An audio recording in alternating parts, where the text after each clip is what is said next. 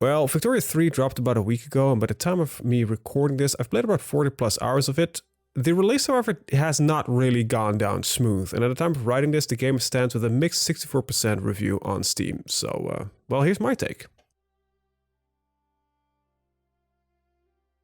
Okay, let's start with the fact that I actually enjoy the game. Otherwise, I would not have spent so as many hours playing it in such a short amount of time. By the time you found this video, I think it's safe to assume that you know what Victoria 3 is. And for those that don't know, it's a Victorian-era government/economy game that takes place from 1836 till 1936 and deals with the entire industrialization of the world. A fun and touchy subject. Now, let's get into the opinion piece/review. There are, however, quite a few problems with the game, and I want to go into detail of why I think certain elements of the game are underwhelming or even poorly designed. But before we go into the negative, let's make this a sandwich that starts and ends with something positive and a boatload of "you can do this better" feedback in the middle.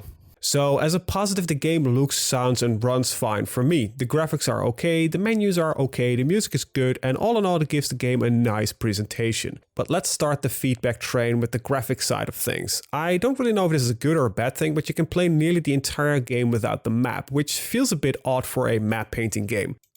Every action you can do that involves a map can also be done on the left side menu that pops open in your screen. The issue is, for me, that 90% of the time the left side menu provides a large amount of important information that is not available on the map view, so you use the menu. Building a factory, menu shows available peasant population, predicted profit and efficiency. Map shows, well, map. Want to make a colony? Left side menu again. Move an army? You've guessed it. It's shorter to mention when the left side menu is not the best way to gain info. That's when building barracks and you need to figure out what HQ you're building in. More on that later. Or when selecting a nation to gain info on. Or looking at goods potential for natural resources through the market screen. To end on a plus point, while the tutorial is kinda meh, there is an amazing amount of information in the tooltips, and in almost all cases you can find all your information there. Let's go with something positive again, that will end in something negative. I like the diplomatic play system. This makes going to war or claiming regions a much more interesting and risky play. It does, however, feel a bit barren though. It lacks, so to say, any flavor. You make a play and sometimes loads of countries join against you and sometimes even with you.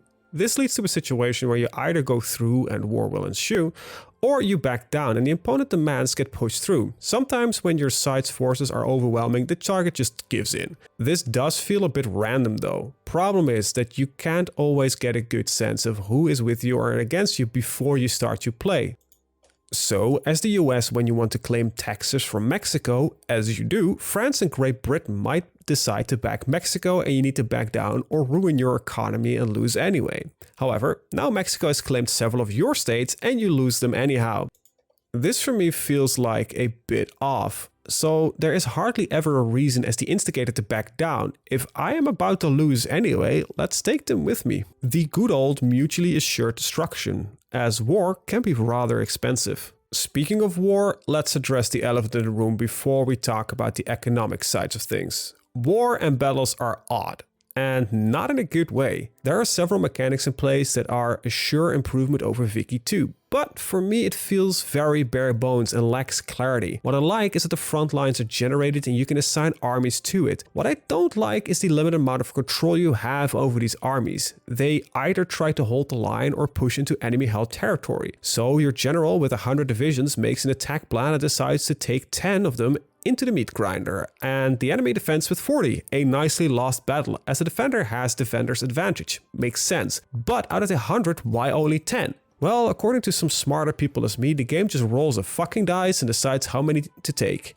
I mean, what? I mean, a bit RNG is okay, but this goes too far. The entire system could be an improvement over Vicky 2, where I would just have loads of either 30 or 60 sized stacks that I had to move all one by one onto the front and into the inevitable doomstack assault that contains over 1 million soldiers by now. But at least I could control who, what, when and where. On my second nitpick, I hate the HQ system in its current form. Let me tell you why. Building any naval bases or barracks assigns them automatically to the HQ that they are built in. You dump a general in them and promote it so it can hold all the available amounts of regiments. Simple. However, here comes the kicker. You cannot transfer troops between HQs. This would not have been much of an issue if it wasn't for the fact that your navies are also assigned to an HQ. This would also not have been a problem if it wasn't for the fact that a navy from, example, North Germany cannot and will not transport an army from the South Germany HQ. I mean, why? Who the flying fish fingers decided that it would be a good idea? Besides, why can't barracks in South Germany provide troops for a general stationed in the north? Why can't my Dutch HQ have a dedicated general stationed with Dutch forces in Indonesia? They were called the KNIL, and this is a historic thing. Then there is my third and last gripe with the warfare system before I stop whining about it. Research into equipment feels wrong. Research rifling? Okay, now I can make more guns with a bit more complex cost. No increase in army stats or some such, just a new production method? I mean, what? Rifling takes more materials for sure, but it also takes more time unless you scale up the factory. Second oddity? Rifling would make guns far superior to smoothbore small arms, so why in Victoria's name is it not represented in the game? I get and like the difference between tactics you set up, but the equipment seems to do little. I miss making armies that had engineers to dig in and defend the line in Vicky 2 and use dedicated tank armies to break that line.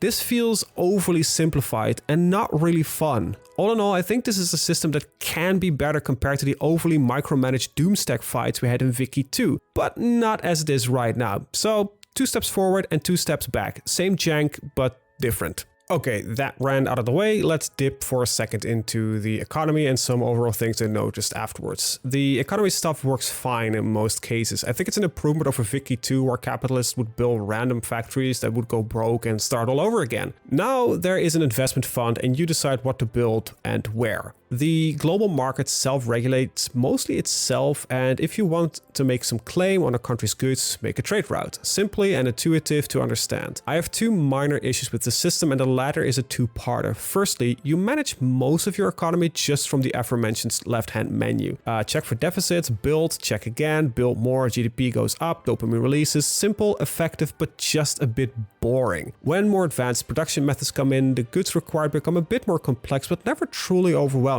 Thing is, it kind of feels like playing Anno 1800 in Excel. Like I said, it works, but a bit flat and boring. My second part has to do with natural resources that you don't have and you will need, mostly oil and that good old opium. I think anybody can think of why you need oil. It runs your late game economy, it provides the best way to generate power and some other bits and bobs here and there. Secondly, opium is needed to minimize combat losses, which plays heavily in your war support. You do this by adding triage stations or field hospitals to your divisions. Thing is, these require large amounts of opium, and by large amounts, I mean large amounts. Thing is, there are 3 nations that have a good potential for it. The British Raj, or predecessor, Qing and Siam. Only one of those 3 is rather weak at the start. So day 1 we invade Siam and take their 2 most populous provinces that also happen to contain space for opium plantations. You build around 75 in each and you can fantasize how it feels to be Pablo Escobar. Now I hear you say, but Mr. Demosa, sir, can you just trade for it? Well, I would, if the AI would build the damn plantations, which they hardly do. In the late game, the entire world needs large amounts of oil. Iran/Persia has large amounts of potential for this. Do they build it?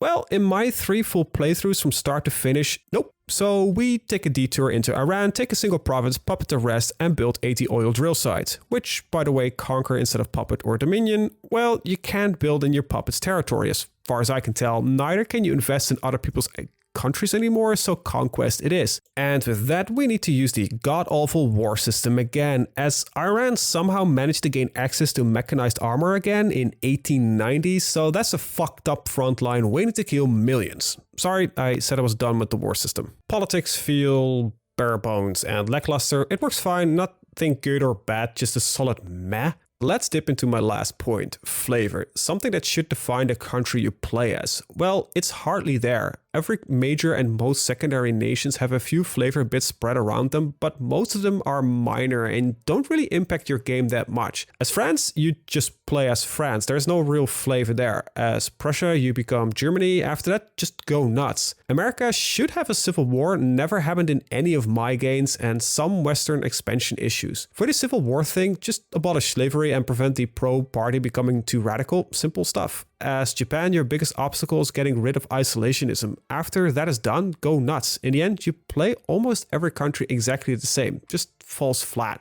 About the AI, feels a bit brain dead, but I didn't play Vicky 2 for the Genius AI, so it does its job mostly fine. Did I miss anything? Don't really think so. Alright, so let's get to the conclusion. I think Victoria 3 has the absolute potential to become a great game. Now, Paradox just kinda needs to make it. In most aspects, it's better than Vicky 2, but it needs work, lots of it. Besides fleshing out bugs and the occasional crashes, it mostly needs depth, an overhaul of the war and HQ system, and some much needed TLC. The thing is, I've been enjoying the time I've spent with the game so far, and underneath, it's a good game. I think it needs at least a year of support to get to a point where we can say, hey, now we're getting somewhere. All in all, I find the game fairly enjoyable, and achievement hunting is pretty satisfactory. As for should you buy it? It depends. If you like what you see and what you've heard so far and got the money, go for it. It might take some time though before Victoria 3 becomes really great and deserves the lovingly nickname of Vicky 3. And with that, I'm out. Have a good day and see you in the next one. Oh, and if you like what I do the YouTube stuff, but liking and subscribing, and maybe check out the merch store and any other links in the description. See ya!